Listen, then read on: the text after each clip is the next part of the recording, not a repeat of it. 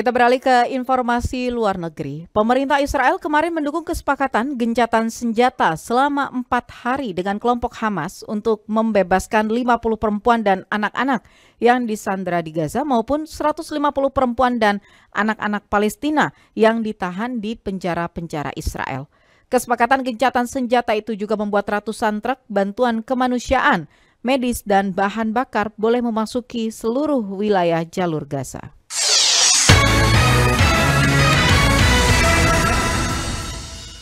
Terima kasih Anda masih mendengarkan Warta Berita Produksi Radio Republik Indonesia. Tim dari Komisi Pemberantasan Korupsi KPK kemarin menggeledah beberapa ruangan di Badan Nasional Penanggulangan Bencana BNPB, Kementerian Kesehatan, hingga Lembaga Kebijakan Pengadaan Barang dan Jasa Pemerintah atau LKPP untuk mengusut kasus dugaan korupsi pengadaan alat perlindungan diri APD COVID-19 di Kementerian Kesehatan yang merugikan negara hingga ratusan miliar rupiah. Hairul Umam melaporkan.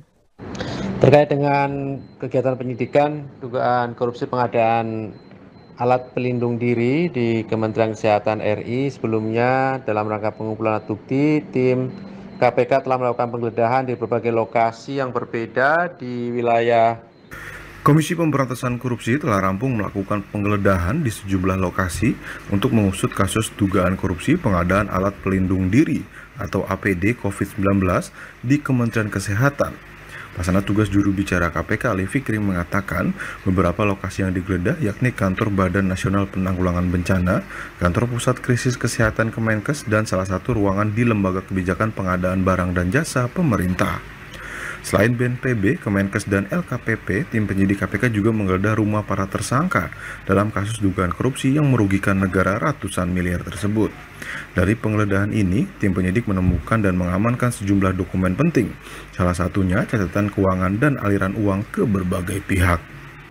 Jakarta dan sekitarnya, serta di Surabaya, diantaranya adalah kantor BNPB, kemudian kantor Pusat Krisis Kesehatan, Kementerian Kesehatan, salah satu ruangan di kantor LKPP, dan rumah kediaman dari para pihak yang ditetapkan sebagai tersangka dalam perkara ini. Diperoleh berbagai dokumen pengadaan dan juga catatan keuangan yang berikutnya akan dilakukan sita untuk dijadikan barang bukti dalam perkara dimaksud. Sementara itu, memang Wakil Ketua KPK Alexander Marwata mengatakan bahwa tim penyidik masih mengumpulkan bukti tambahan untuk melakukan penahanan dan mengumumkan siapa saja tersangka dalam kasus ini.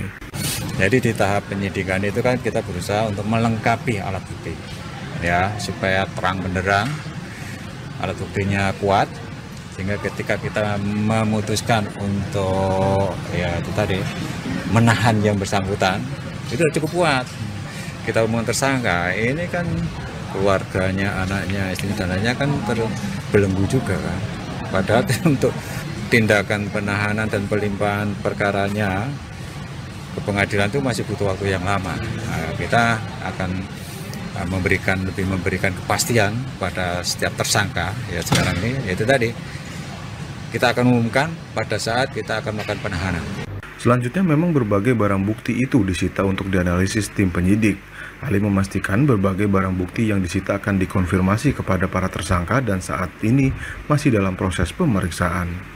Sebelumnya memang KPK sudah melakukan pencegahan terhadap 5 orang dalam kasus dugaan korupsi di Kemenkes. 5 orang tersebut berasal dari 2 ASN dan 3 pihak swasta.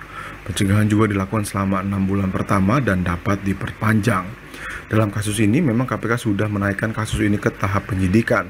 Namun secara resmi KPK belum melakukan pengumuman dan melakukan penahanan terhadap para tersangka.